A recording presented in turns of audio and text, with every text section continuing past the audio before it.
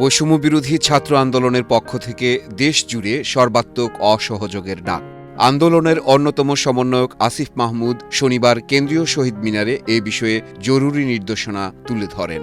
এর আগে সরকারের পদত্যাগের এক দফা দাবিতে রোববার থেকে সর্বাত্মক অসহযোগ আন্দোলনের কর্মসূচি ঘোষণা করেন বৈষম্যবিরোধী ছাত্র আন্দোলনের আরেক সমন্বয়ক নাহিদ ইসলাম। কেন্দ্রীয় শহীদ মিনারে এই ঘোষণা দেয়া হয়। বৈষম্যবিরোধী ছাত্র আন্দোলনের অসহযোগ কর্মসূচি ঘিরে সারা দেশে সংঘাত, সংঘর্ষ, গুলি, পাল্টাপাল্টি ধাওয়ায় অন্তত ৯৮ জন নিহত হয়েছেন।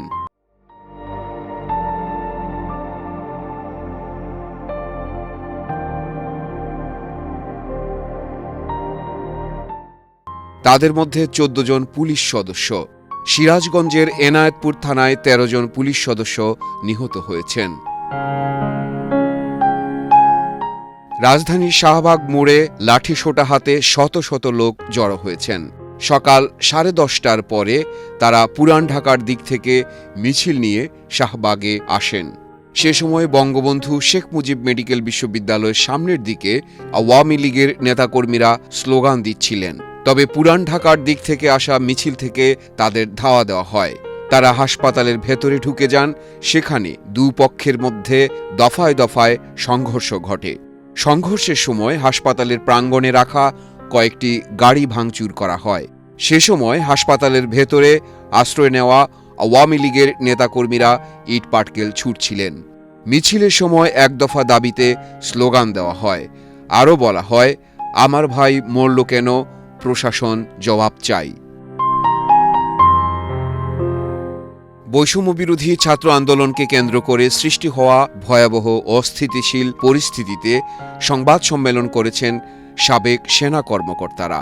মহাখালী DOHS এর retired armed forces officers welfare association rava ক্লাবে আয়োজিত সংবাদ সম্মেলনে উপস্থিত ছিলেন ৪৮ জন সাবেক সেনা কর্মকর্তা। এদের মধ্যে ছিলেন সাবেক সেনাপ্রধান এম নুরুদ্দিন খান, মোহাম্মদ আজিজুর রহমান, কায়সার ফজলুল কবির, জামিল ডি আহসান, রাজাকুল হায়দার, মুজাহিদ উদ্দিন, আবুল কালাম হুমায়ুন কবির প্রমুখ। সংবাদ সম্মেলনে ইকবাল করিম ভূঁইয়া বলেন, আক্রমণকারীরা গণ অভ্যুত্থানের প্রতিরোধের মধ্যে পিছপা হতে বাধ্য হলে পরবর্তী পর্যায়ে ব্যবহার করা হলো বাংলাদেশের সশস্ত্র বাহিনীকে। তাদের ঢাল হিসেবে ব্যবহার করে কখনো সম্মুখভাগে, কখনো পেছনে ও পাশে দাঁড় করিয়ে অন্য বাহিনীগুলো এই গণ আন্দোলনের উপর তাদের জুলুম, অত্যাচার, নির্যাতন অব্যাহতভাবে চালিয়ে যাচ্ছে। কোনোভাবেই এমন পরিস্থিতির দায় দেশপ্রেমিক সশস্ত্র বাহিনীর নেওয়া উচিত নয়।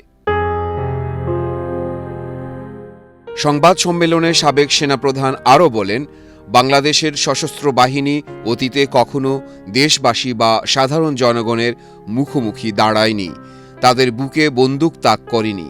একটি রাজনৈতিক সংকটকে সামরিকীকরণের যে উদ্যোগ নেওয়া হয়েছে, আমরা সশস্ত্র বাহিনীর অবসরপ্রাপ্ত কর্মকর্তারা এর তীব্র বিরোধিতা করছি। এদিকে ঢাকা মহানগর পুলিশ কমিশনার হাবিবুর রহমান বলেছেন, পুলিশের ব্যবস্থা কোনো ছাত্রের বিরুদ্ধে নয়, বরং যারা সন্ত্রাসী, যারা নাশকতাকারী, যারা অগ্নিসংযোগকারী, যারা পুলিশ হত্যাকারী, তাদের বিরুদ্ধে ব্যবস্থা নেওয়া হচ্ছে। তাদের বিন্দুমাত্র ছাড় দেওয়া হবে না। সাম্প্রতিক পরিস্থিতি নিয়ে রোববার রাতে ডিএমপি মিডিয়া সেন্টারে এক সংবাদ সম্মেলনে তিনি এই কথা বলেন। নগরবাসীকে কারফিউ চলাকালে ঘর থেকে বের না হওয়ার অনুরোধ জানিয়ে ডিএমপি কমিশনার বলেন, যারা কারফিউ আইন ভঙ্গ করবেন তাদের বিরুদ্ধে আইনানুগ ব্যবস্থা নেওয়া হবে।